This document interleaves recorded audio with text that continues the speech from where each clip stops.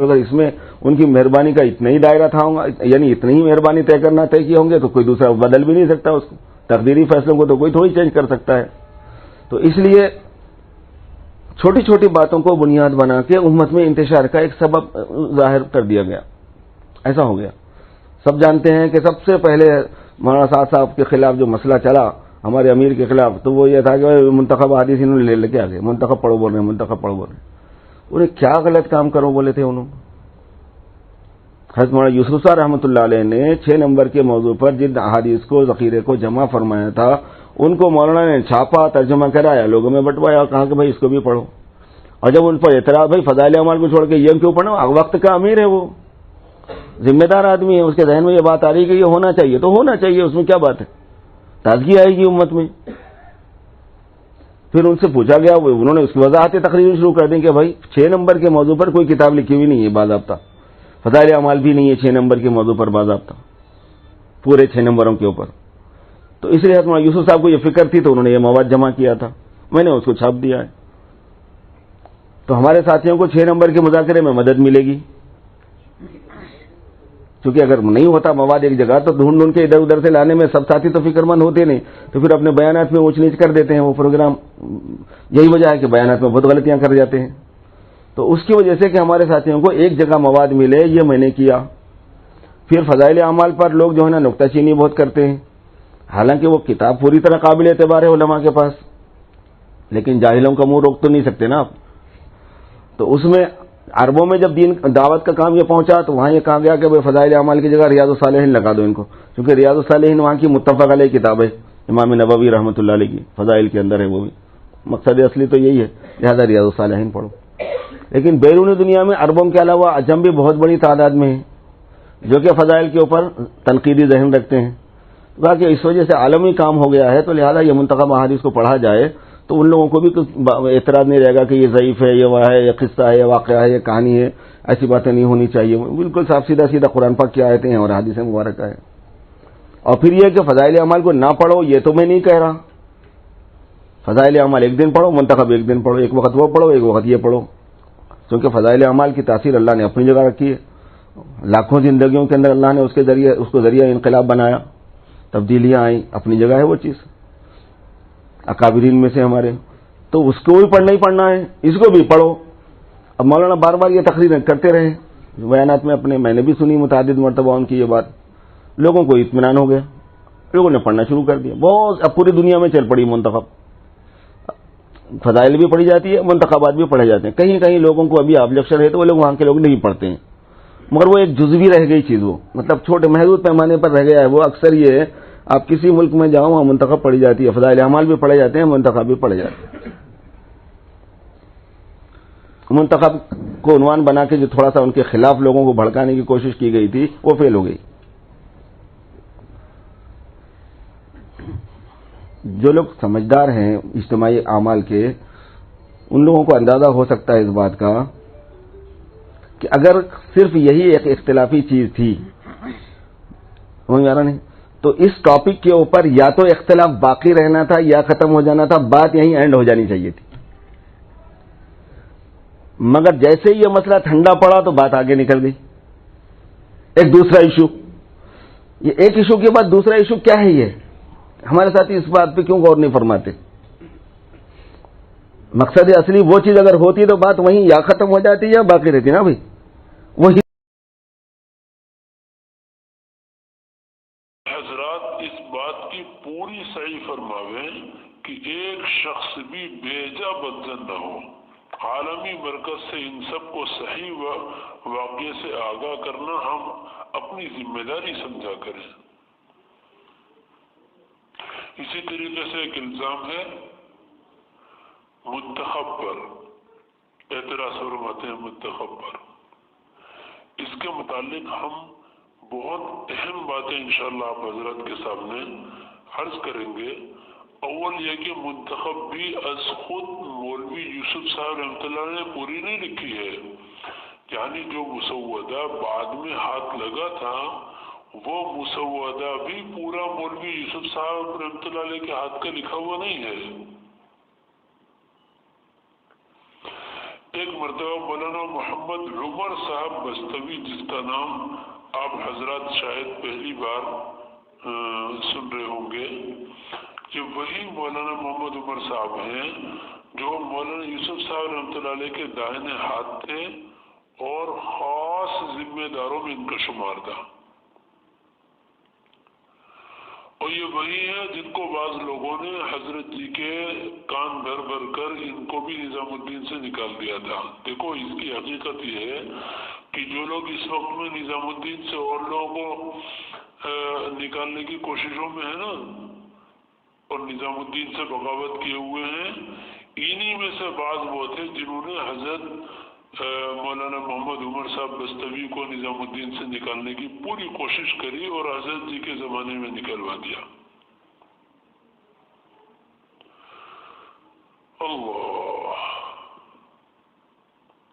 تو یہ اپنا قصہ منتخب لکھنے کا خود نقل فرما رہے تھے کہ 6 صفات فرما رہے تھے کہ 6 صفات میں سے کوئی بھی صفت اللہ کی صفت میں سے نہیں ہے سوائے علم کے، اور اللہ کا احسان ہے کہ اللہ کی صفت علم کے منتخب حدیث میں مرتب کرنے کا موقع میرے نصیب میں آیا تھا۔ حضرت مولانا یوسف صاحب رحمۃ اللہ علیہ نے یہ کام میرے سپرد کیا تھا، اور علم کے موضوع پر احادیث میں نے جمع کی ہے۔ دوسری غور طلب بات یہ ہے کہ اس کے ترجمے میں مولانا صاحب نے دوسرے لوگوں کو بھی استعمال کیا ہے، تو اس کا مطلب یہ نہیں ہے کہ جتنے لوگوں نے اس کو جمع کرنے کا کام کیا ہے ان سب کا نام بھی اس پر لکھا جاوے۔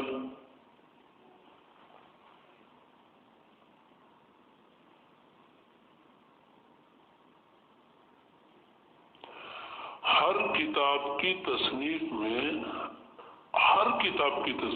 اکثر یہی ہوتا ہے کہ بہشت کی مصنف فکر کر رہا ہوتا ہے اور اس کے معاونین بہت سارے ہوتے ہیں۔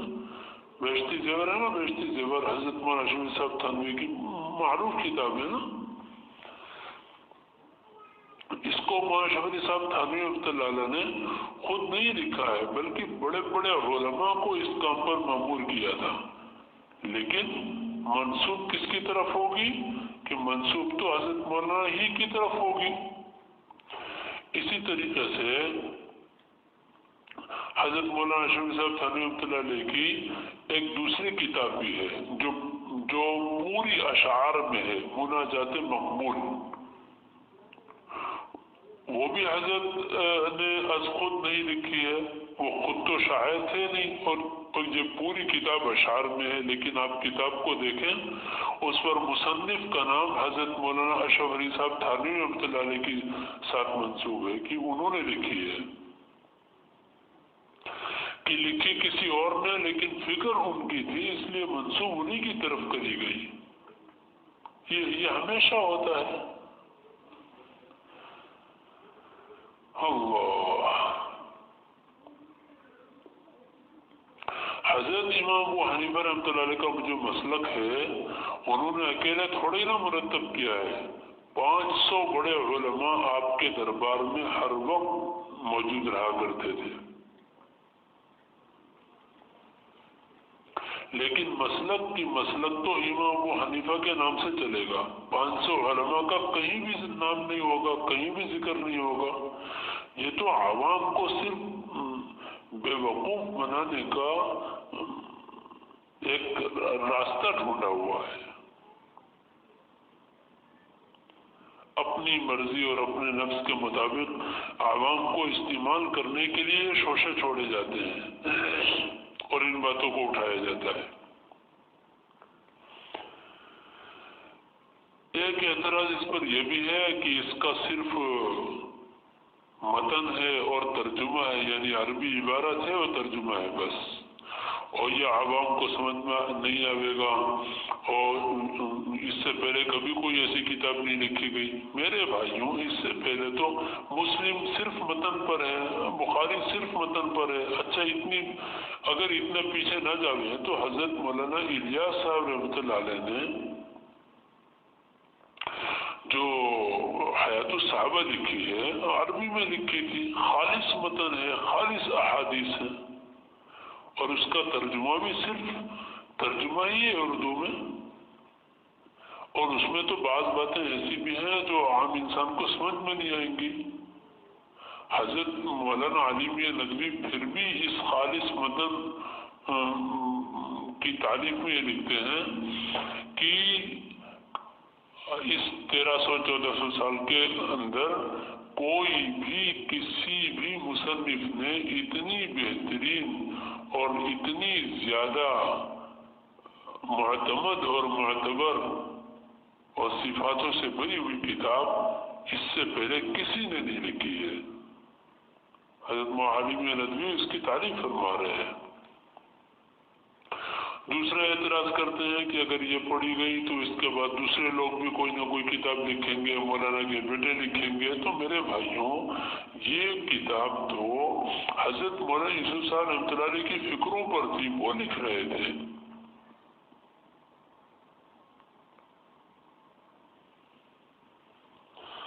حضرت مولانا الیاس رحمۃ اللہ کے ملفوظ میں بھی یہ بات ملتی ہے۔ ایک ملفوظ میں اس قسم کا کچھ مضمون ہے کہ اب تک جو کتابیں تبلیغ میں پڑھی جاتی ہیں وہ تو یہ ہے فضائل اعمال اور ان کے اندر جو کتابیں ہیں وغیرہ، لیکن میرے نزدیک اہل علم کے استقلال کے ساتھ اس کام پر کھڑے ہو جانے کے بعد میرے ذہن میں اور بھی مضامین ہیں جو مرتب کرنا باقی ہے۔ تو یہ اسی طرف اشارہ ہے حضرت کا۔ دوسرا، حضرت مولانا الیاس رحمۃ اللہ علیہ ایک مرتبہ میوات کے ایک جلسے سے اجتماع سے واپس آئے اور پھر میوات والوں کو ایک خط لکھا کہ آپ لوگوں کا کام دیکھ کر بہت خوشی ہوئی، لیکن بعض باتوں پر بہت رنج ہوا۔ وہ یہ کہ جو 6 صفاتیں ہیں ان کو ایک ایک صفت کو قرآن اور حدیث سے پیش کرنے کا اہتمام کرنا چاہیے تھا، یہ اہتمام آپ کے ہم کو نہیں نظر آیا۔ ان باتوں سے پتہ چلتا ہے کہ حضرت کی یہ منشا تھی کہ ہم ان 6 صفات پر حدیث اور قرآن کی آیتوں کو مجتمع فرماویں گے۔ اب اس کی تعلیم میں شروع کرانے کا مشورہ کیسے ہوا، اس کی تفصیل بھی آپ حضرات کے سامنے انشاءاللہ میں عرض کرتا ہوں، بلکہ اس کی تفصیل میں انشاءاللہ آپ حضرات کے سامنے جس وقت شورا کے متعلق ساری بات رکھوں گا اس وقت میں انشاءاللہ رکھ دوں گا۔ اس وقت سمجھنے کی بات ایک یہ ہے کہ اپنے استاذ کا اکرام نہیں فرماتے ہیں، ایک یہ بھی لاج صاحب کرتے تھے، ایک دن مولانا ابراہیم صاحب دیولا کرتے تھے اور ایک دن مولانا یعقوب صاحب کرتے تھے۔ اب نہج تو ایک کے بیان کا تھا نا، پھر 4 کہاں سے آگے؟ تب کسی نے شور نہیں مچایا کہ نہج بدل رہا ہے؟ ہاں، کہ ہم کو بیان کرنے کا موقع مل رہا ہے تو نہج برابر ہے، اور ہماری چاہتیں پوری نہ ہو تو نہج بدل جاویں۔ کسی نے کہا کہ وہ مولانا صاحب نے منتخب شروع کر دی، اب دوسرا کوئی امیر آئے گا تو وہ اپنی کتاب شروع کر دے گا، اور دوسرا کوئی آئے گا تو اپنی۔ میں یوں کہتا ہوں، مولانا الیاس صاحب رحمۃ اللہ علیہ کے زمانے میں کتنی کتاب تھی؟ مولانا الیاس صاحب کے زمانے میں صرف 2 کتاب تھی شروع میں، بعد میں 3 لکھی گئی، 5 کتابیں تھیں، 5 حکایت صحابہ، فضائل نماز، فضائل تبلیغ، فضائل ذکر اور فضائل قرآن۔ کتنی تھی بولو؟ مولانا یوسف صاحب کے زمانے میں شیخ زکریا رحمۃ اللہ علیہ نے فضائل صدقات اور فضائل حج لکھی، تو مولانا یوسف صاحب نے مشورے سے اس کتاب کو نصاب میں لیا۔ ارے بولو، لیا نہیں لیا؟ اور مولانا انعام صاحب کا زمانہ آیا تو مولانا انعام صاحب نے مشورے سے پستی کا واحد علاج کو لیا۔ بولو، ہر حضرت کے زمانے میں ایک ایک کتاب بڑی نہیں بڑی؟ ارے بڑی نہیں بڑی؟ تو اب یہ حضرت اگر ایک کتاب پڑھا ہوئے تو اس میں کیا گناہ ہے؟ اس میں کیا گناہ ہے؟ لوگ کہتے مشورہ نہیں ہوا، ارے اس کا مشورہ دیکھو، اللہ کے گھر میں بیٹھا ہوں، اس کا مشورہ کعبۃ اللہ میں ہوا، کعبۃ اللہ میں۔ ہاں، مکہ کے مشورے میں بات رکھی کہ منتخب حدیث پڑھی جائے، سب نے ایک زبان ہو کر کہا کہ پڑھنی چاہیے، اور مغرب کی نماز کے بعد حضرت عبد الوہاب صاحب سے ابتدا کروانے کے لیے طے ہوا کہ سارے کے سارے حرم میں جمع ہو جائیں، اور حاجی صاحب منتخب حدیث شروع کر کے اس کی بسم اللہ کریں گے۔ اب مغرب کے بعد حاجی صاحب کا آنا طے تھا کعبۃ اللہ میں، لیکن انہی حضرات نے جنہوں نے نظام الدین چھوڑا ہے، انہوں نے حاجی عبد الوہاب صاحب کو کور کر کے یہ سمجھایا کہ حضرت اس کی بسم اللہ مت کرے، آپ کو نہیں معلوم اس کتاب پہ نام کیا لکھا ہے؟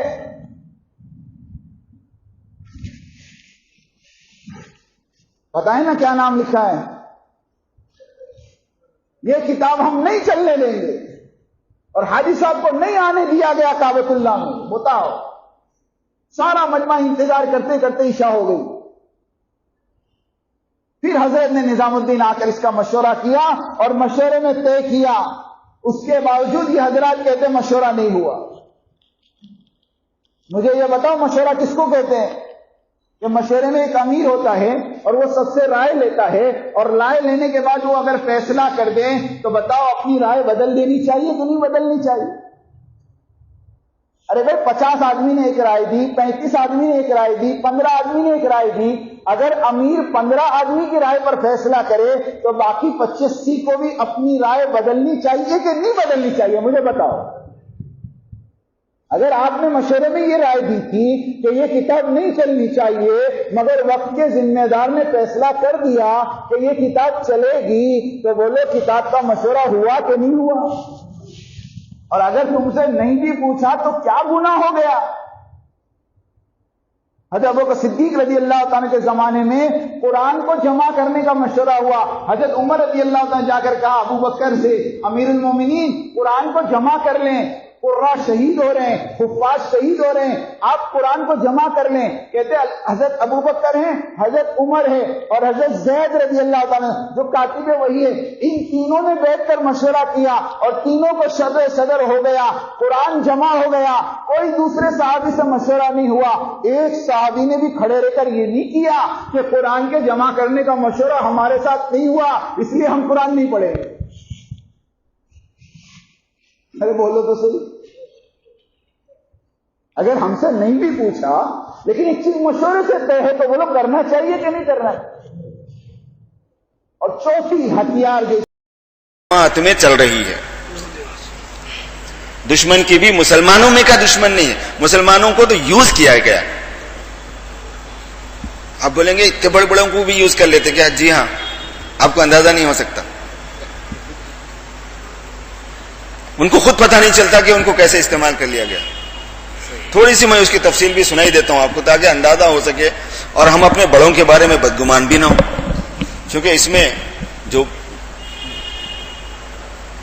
بڑے بڑے لوگ بھی ہیں، بعض قابل احترام لوگ ہیں، ان کا تقدس اپنی جگہ پر ہے، ان کا لحاظ اپنی جگہ پر ہے، ان کا ادب اپنی جگہ پر ہے، بے ادبی بھی کرنا نہیں ہے، لیکن بات کو تو سمجھنا ہے کہ ہے کیا قصہ۔ نہیں میرے کو نہیں جمتا ہو، اس وجہ سے میرے کو ہاتھ میں ہی پکڑنا پڑتا ہے۔ آگے پیچھے ہو رہا ہوں کیا؟ چلو ٹھیک ہے۔ اس میں میرے دوستوں بھائیوں جو بات ہوئی ہے،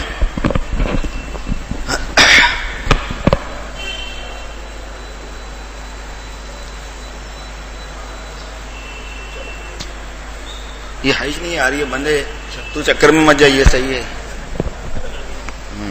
یہ اس کی وجہ سے بدر گھوم رہا بول کے اس کو ہی لیا پہلے، وہ تو ویسے ہی رکھا ہوا ہے۔ میرے دوستو بھائیوں،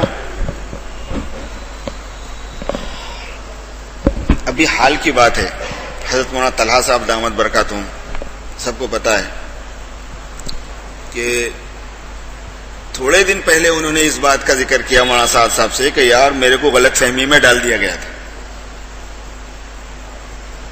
تو بڑے بزرگ ہیں، شیخ الحدیث کے صاحبزادے ہیں، انہوں نے اس بات کا اظہار کیا کہ مجھے غلط فہمی میں ڈال دیا گیا تھا۔ یعنی حضرت آپ کو کیا غلط فہمی ہو گئی تھی؟ فرمایا کہ مجھے یہ غلط فہمی میں ڈال دیا گیا تھا کہ سعد جو ہے وہ تمہارے بابا کے کتابوں کو ختم کرنا چاہ رہا، اس لیے منتخب لایا۔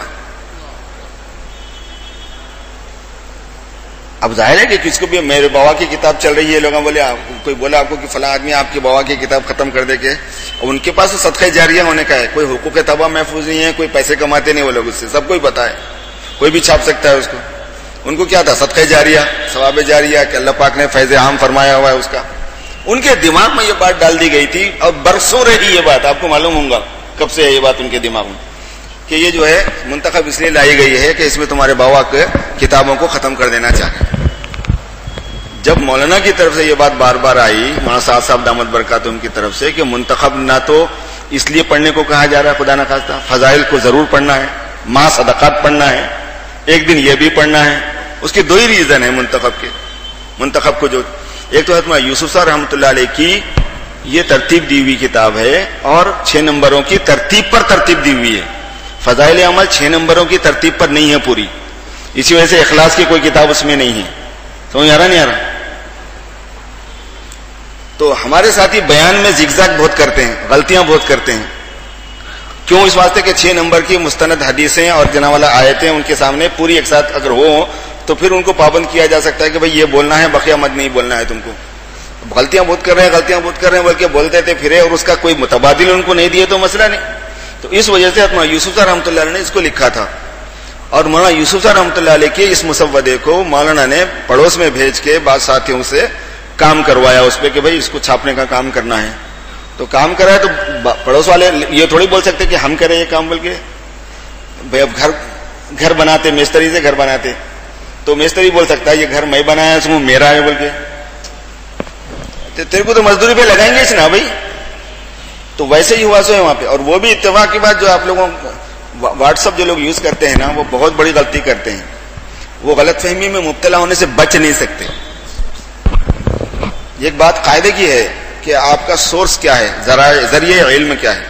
اگر ذریعہ علم غلط ہے تو غلط معلومات آئیں گی، ذریعہ علم مشتبہ ہے تو مشتبہ معلومات آئیں گی، ذریعہ علم کنفیوژن والا ہے تو کنفیوژن آپ میں پیدا ہوگا، ذریعہ علم مستند اتھینٹک ہے تو علم بھی مستند آئے گا. تو آپ کو سب کو پتا ہے کہ یہ کیسا ہے. اس میں ایک بات چلی ہوئی ہے، مولانا کے خلاف میں ایک بلال نامی شخص نے خط لکھا ہوا ہے بہت، وہ اس کو واٹس ایپ پہ بھی ڈالا ہوا ہے، آپ جو لوگ جانتے ہیں ان کو پتا ہے. اتفاق کی بات یہ ہے کہ ہمارے شکاگو کے حافظ سلمان جو ہیں، امام ہیں جامع مسجد کے تبلیغ کے مرکز کے، وہ حج کو گئے ہوئے تھے. ان سے ان صاحب کی ملاقات ہوئی جو اس کتاب پہ کام کرے، ان کا نام بلال ہے. تو انہوں بولے یار تم حضرت مولانا کے اتنے معتقد میں سے تھے، تم کیسا لکھ دیے مولانا کے خلاف؟ تو انہوں کیا بولے معلوم؟ ارے یار میں تو ابھی بھی ویسے ہی معتقد ہوں، اور میں مولانا کے خلاف تو سوچ بھی نہیں سکتا لکھنا. بولے ارے تمہارے نام سے خط ہے؟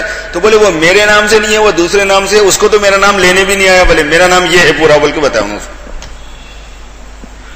ان کی طرف منسوب کر کے کوئی دوسرا آدمی اسی نام کے ساتھ میں بات چلا رہا ہے، اور ہمارے لوگ سمجھ رہے ہیں کہ ارے یہ بات صحیح ہے، یہ بات صحیح ہے. بس اپنے کو اتنا زیادہ غیر تحقیقی ذہن ہو گیا آپ لوگوں کا، باوجود دینی مدرسوں کے پڑھے ہوئے ہونے کے، کہ بہت افسوس کی بات ہے یہ کہ ہم لوگ بھروسہ کر لیتے ہیں غیر مستند ذرائع پر. تحقیق بھائی ٹھیک ہے، آپ کو زیادہ سے زیادہ تحقیق کا رخ ملا، کوئی بات انفارمیشن کی آ گئی ذہن میں تو آپ کو تحقیق کا راستہ ملا، اچھا بھائی اس مسئلے پر تحقیق کر لینا چاہیے. بھروسے کا کیسے مل گیا آپ کو؟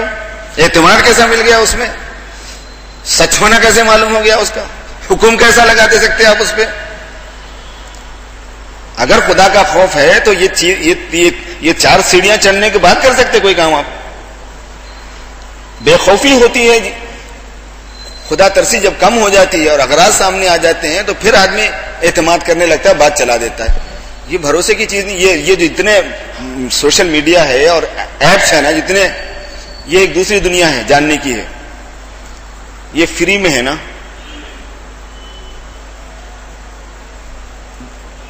ان کو دیوانہ کتا کاٹا فری میں دینے آپ کو. بڑی غرض ہے اس کے پیچھے، بہت کام ہے اس کے پیچھے.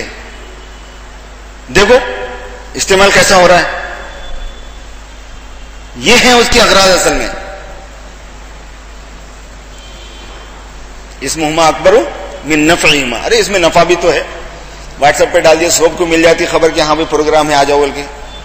مگر یہ نہیں دیکھا جاتا کہ اصل اس کی غرض تو باطل کا استعمال ہے، نقصان دینے والا استعمال اس کا اصل استعمال ہے. اس کے لیے وہ بنا ہے. ایک لوٹا بھر پانی کے اندر 2 قطرے بھی اگر پیشاب ڈال دیے تو دو قطرے یہ پیشاب کے، لیکن پورے لوٹے بھر پانی پر دو قطروں کا حکم آ جاتا ہے، نتیجہ ارزل کے تابع ہوتا ہے، اس لیے پیشاب کا حکم اس پر لگ جاتا ہے. یہاں تو یہ ہے کہ 2 قطرے پانی ہوتا ہے اور پورا لوٹا بھر پیشاب ہی ہوتا ہے، اس پہ کیا حکم لگائیں گے آپ؟ تو اس قسم کی بات ہوتی ہے. حضرت مولانا طلحہ صاحب نے معذرت چاہیے باضابطہ، اور پھر ان کی جب اہلیہ کا انتقال ہوا، حضرت مولانا طلحہ صاحب کی اہلیہ کا انتقال ابھی تھوڑے 1-2 مہینے پہلے ہی ہوا، 2-3 مہینے پہلے ہوا ہے، میں وہاں پہ تھا، وہیں پہ تھا میں. تو اس وقت سب لوگ علماء کرام بڑی بڑی جگہوں سے پہنچے ہوئے تھے، چونکہ ظاہر ہے کہ حضرت شیخ کی بہو بڑی نسبت ان کی، دارالعلوم دیوبند سے اکابر بھی علماء آئے ہوئے تھے، مظاہر علوم کے اکابر علماء سب موجود تھے، دوسری جگہوں کے بھی تھے، اطراف کے، اضلاع کے، یو پی کے، بتائیے ہزاروں. ان میں حضرت مولانا طلحہ صاحب دامت برکاتہم نے حضرت مولانا سعد صاحب سے نماز جنازہ پڑھائی سب کی موجودگی میں. گویا اصلاً وہ اس بات کا جواب دینا چاہتے تھے کہ جس آدمی کے بارے میں تم متہم کر رہے ہو اور بدنام کرنے کی کوشش کر رہے ہو، اس کو ڈی ویلیو کرنا چاہتے ہو، بات ویسی نہیں ہے یہ. پھر ابھی ہم لوگ گئے تھے، جوڑ میں بھی گئے ہوئے تھے 3 ہفتے پہلے، نظام الدین میں جو پرانوں کا جوڑ تھا اس میں ہم گئے تھے. اسی موقع پر جس کمرے میں ٹھہرا تھا، اس سے پہلے والے کمرے میں حضرت مولانا طلحہ صاحب آ کے ٹھہرے ہوئے تھے. اب وہ غلط فہمی دور ہو گئی. مولانا صاحب نے یہ فرمایا تھا کہ بھائی ایک تو یہ ہے کہ لوگوں کو 6 نمبر کی ترتیب پہ مل جائے بات اور مستند بات مل جائے، چونکہ جیسے فضائل اعمال میں فضائل درود وغیرہ کو ہٹا دیا گیا لوگوں کے اشکال کرنے پر، اعتراض کرنے پر مصلحتاً، حالانکہ فضائل درود بھی صحیح تھی اپنی جگہ پر، ایسے ہی بہت سے ملکوں میں فضائل اعمال سننا نہیں چاہ رہی قوم. منتخب پڑھ لو تو کوئی جھگڑا نہیں ہو رہا، مستند بات ہے نا، اس میں کوئی ضعیف حدیثوں کا مجموعہ نہیں ہے، کوئی واقعات نہیں ہے، فائدہ بہت لمبا لکھا ہوا نہیں ہے. اس وجہ سے تو لوگوں کو قابل قبول ہو جائے وہ مصلحت سے، اور یہ کیسا والا 6 نمبروں کی ترتیب پر مستند ذرائع سے حدیثیں سامنے آ جائیں، پھر کس کی طرف سے؟ حضرت مولانا یوسف رحمۃ اللہ علیہ کی طرف سے ترتیب دی ہوئی کتاب تھی. تو جب یہ بات کی صفائی ہوئی تب جا کے غلط فہمی دور ہوئی. اس سے آپ اندازہ کر سکتے ہیں کہ کتنی بڑی شخصیت کو کیسے دھوکے میں لا لیا گیا تھا، غلط فہمی پیدا کر دی گئی تھی. غلط فہمی تو کس کو بھی پیدا کر سکتے ہیں میرے بھائی، کیسے بھی پیدا کر دے سکتے ہیں. مسئلہ یہی ہوتا ہے کہ کس میں کیا غلط فہمی پیدا کر کے اس کو کیسے لے آنا بات کو اور کیش کرا دینا. حضور پاک صلی اللہ علیہ وسلم دروازے میں کھڑے ہوئے بات کر رہے تھے خاتون سے، ایک صحابی کا گزر ہوا. جیسے ہی وہ آگے چلے گئے آپ نے ان کو بلایا اور فرمایا کہ یہ میری اہلیہ ہیں جن سے میں بات کر رہا ہوں، یہ میری اہلیہ ہیں جن سے میں بات کر رہا ہوں. آپ حضرات کو یاد ہوں گی شمائل کی حدیث. انہوں نے عرض کیا کہ اللہ کے رسول صلی اللہ علیہ وسلم آپ پہ کیا بدگمانی ہو سکتی ہے؟ تو آپ نے فرمایا کہ ان الشیطان یجری مجرى الدم، شیطان آدمی کے اندر وہاں تک جاتا ہے جہاں تک آدمی میں خون جاتا ہے، اس لیے کسی کے ساتھ میں بھی کوئی بھی بدگمانی لا سکتا ہے. آپ اندازہ اس واقعے سے اندازہ فرمائیے کہ کس کے بارے میں بدگمانی